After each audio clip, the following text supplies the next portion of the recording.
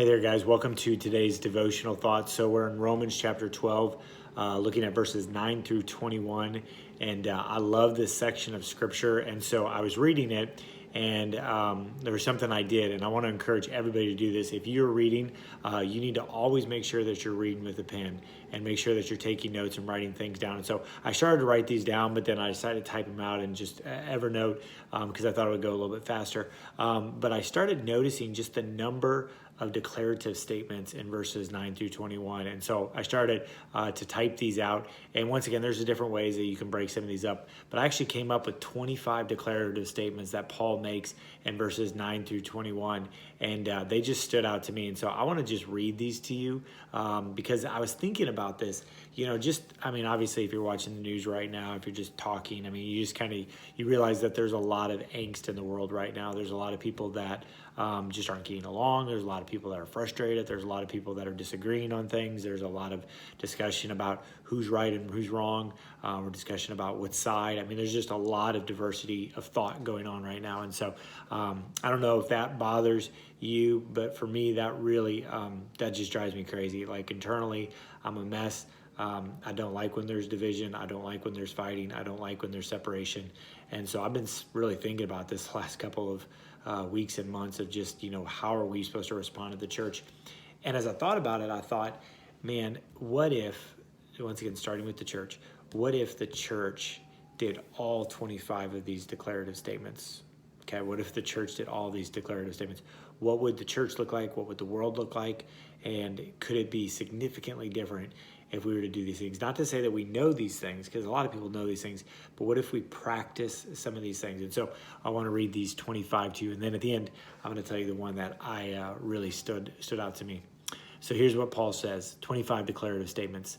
Love must be sincere, hate what is evil, cling to what is good, be devoted to one another in love, honor one another above yourselves, never lack in zeal, keep your spiritual fervor, be joyful in hope, patient in affliction, faithful in prayer, share with the Lord's people, practice hospitality, bless those who persecute you, bless and do not curse, rejoice with those who rejoice, mourn with those who mourn, live in harmony with one another. Verse 17, I'm going to come back to that one.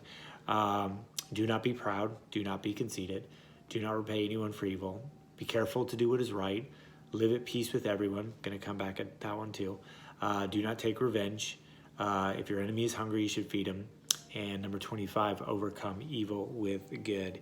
And so kind of a story here to wrap up. I was following some of my former students on Facebook, and they were posting some different things about just things that are going back on back in Illinois and just some of the frustration they had. And somebody else I know had made some social media comments, and so there was just some, back and forth, just getting crazy. And so I was thinking about number 17, live in harmony with one another, and then also where he talks about verse number 22, live at peace with everyone. And I wanted to point these two things out because I think sometimes Christians can be, what I said was right, or what I did was right, and the truth is what you said was right and what you did was right. But I also think we have to be very intentional, and I love the way Paul puts this, as much as it is possible with you to live at peace with everyone. And I just want to encourage you, I want to challenge myself that to not only think about what is truth and what does scripture teach, but also to think about love and grace and presentation. And I think many times the church has said the right thing, but it's not always done it in the right way. And I think that's kind of what happened in this situation between these two parties, is that what was said was right, but the manner in which it was said was not received well and was not right. And so I know there's a lot story to that, but that was what I took away from this, is that, man, I just want to live at peace with everyone, speaking the truth, speaking in love, but also thinking about how that's going to be received. I hope this helps.